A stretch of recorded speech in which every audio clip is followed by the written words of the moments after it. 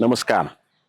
आता आपण या ठिकाणी जे आहोत इथं आम्ही आठवडे बाजार खाजगी मैदानात जागेत घेत असतो. खरं पाहता त्या आठवडे बाजार भरवण्याची वेळ आली नाही पाहिजे, जेणेकरून पुढच्या समस्यांना आपल्याला सामोरे जावं लागेल.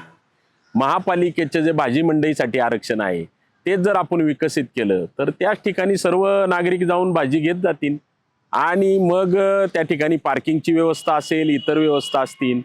त्यामुळे ज्या ज्या ठिकाणी भाजी मंडईचं आरक्षण आहे ते आपल्या संपूर्ण या 26 नंबर प्रभागामध्ये आता मला वाटतं फक्त आपल्या कावेरी नगरला एक झालेला आहे, परंतु पिंपळे निल्लक, विशाल नगर, कसपटे वस्ती या संपूर्ण परिसरामध्ये भाजी मंडई नाहीये.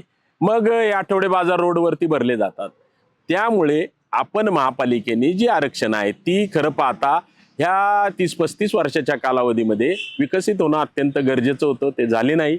इथून पुढच्या काळामध्ये मात्र आपल्या सर्वांना बरोबर येऊन ह्या बाबतीत विशेष लक्ष देणं अत्यंत गरजेचं आहे. हे जे रस्त्यावरती फुटपाथवरती लोक व्यवसाय करत असतात यांच्यासाठी सुद्धा एक हॉकर झोन महापालिकेमध्ये तशी एक धोरण आहे की एक हॉकर झोन करायला पाहिजे. त्यासाठी ते हॉकर झोन सुद्धा आपल्या वॉर्डमध्ये नाहीये. त्यामुळं असे जे लोक रस्त्यावरती येऊन फुटपाथवरती येऊन आपला व्यवसाय करतात त्यामुळं पथचालकांना सुद्धा त्या ठिकाणी पादचाऱ्यांना सुद्धा अडचण होती. ह्यासाठी हॉकर झोन सुद्धा होणं अत्यंत गरजेचं आहे.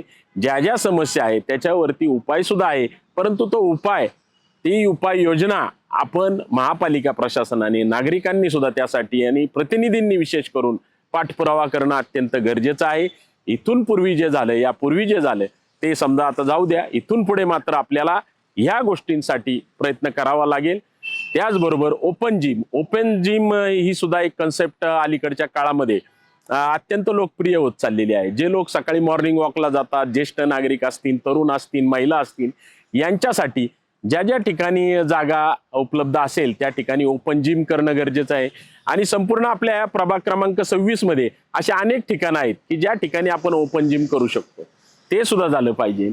अनेक अशा गोष्टी आहेत ज्या आपल्याला करणं गरजेचं आहे. तरुणांसाठी स्विमिंग पूल होणं गरजेचं आहे, प्ले ग्राउंड होणं गरजेचं आहे. प्ले ग्राउंडचं सुद्धा आरक्षण आहे, परंतु आजपर्यंत या ठिकाणी प्ले ग्राउंड झालं नाही, हे सुद्धा एक दुर्दैव आहे. आणि मग त्यामुळे काय होतं, प्ले ग्राउंडचं आरक्षण विकसित न केल्यामुळं ही खाजगी जी मैदानं आहेत, खाजगी प्लॉटवरची मैदानं भरमसाठ त्या ठिकाणी शुल्क आकारलं जातं आणि तरुणांना मैदानावर त्या खाजगी मैदानावर फी भरून जाण्याशिवाय पर्याय राहत नाही. महापालिकेचं जे जे आरक्षण आहे खेळाच्या मैदानासाठी असेल, इतर गोष्टींसाठी असेल, ती आरक्षणं जर विकसित केली तर ह्या प्रश्नांना आपल्याला सामोरं जावं लागणार नाही.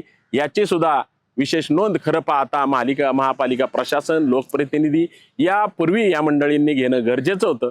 परंतु यापुढील काळामध्ये आपण यासाठी निश्चितपणे पाठपुरावा करू आणि आपल्या परिसर कसा सर्व सोयींनी सुसज्ज होईल याकडे लक्ष देऊ. धन्यवाद.